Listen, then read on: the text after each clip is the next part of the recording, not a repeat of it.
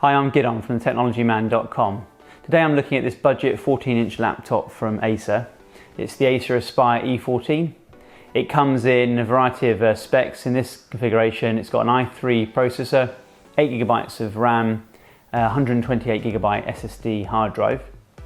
This one's got an HD 1366x768 pixel screen. It's a non-touch 14-inch screen, and the laptop weighs just over 2 kilograms. So let's take a closer look. First impressions are good.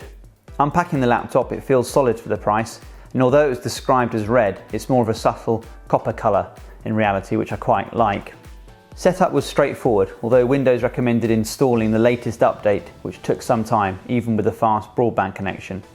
There wasn't too much junkware to uninstall. I took off AB Files, AB Photo, Dashline, Suitelabs App Explorer and McAfee. I also uninstalled Firefox and disabled OneDrive. I installed Chrome, set it as a default browser and checked Windows Defender. The built-in antivirus was up and running.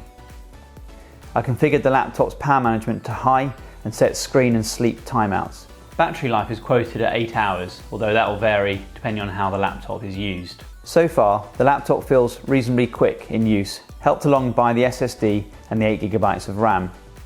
I ran the free benchmark tool from userbenchmark.com. The laptop achieved decent results and will be fine for general use. The 14-inch screen is quite reflective and only HD at this price point, but has decent viewing angles and is bright enough for most conditions. Sound quality is okay and can go louder than average, but as ever, for watching films or playing music, I'd recommend connecting some external speakers. I wouldn't want to listen to the built-in speakers for long.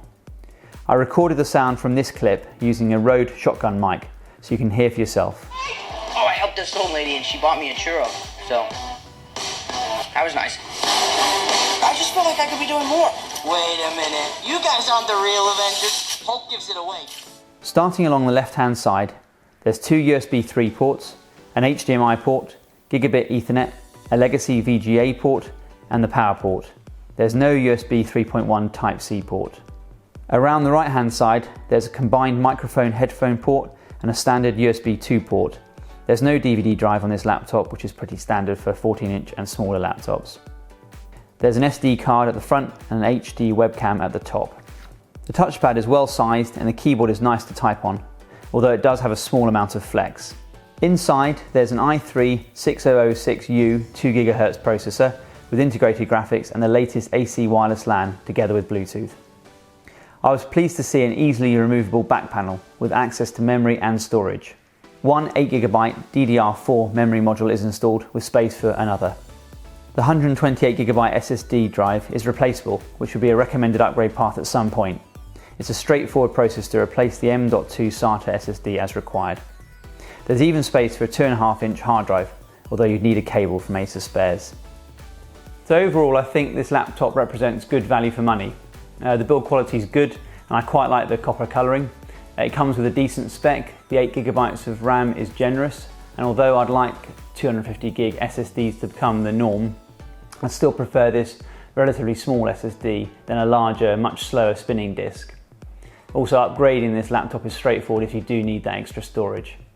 At the price of this laptop, there aren't many negative points, but it would be nice to see a USB 3.1 Type-C port, also a high resolution screen perhaps, and it's not particularly lightweight for a 14-inch laptop.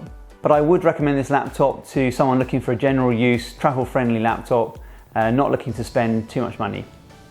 So I hope you found the review useful. If you did, please do click the like button and consider subscribing to the channel. For the full review, please do look at the technologyman.com. Thanks very much for watching.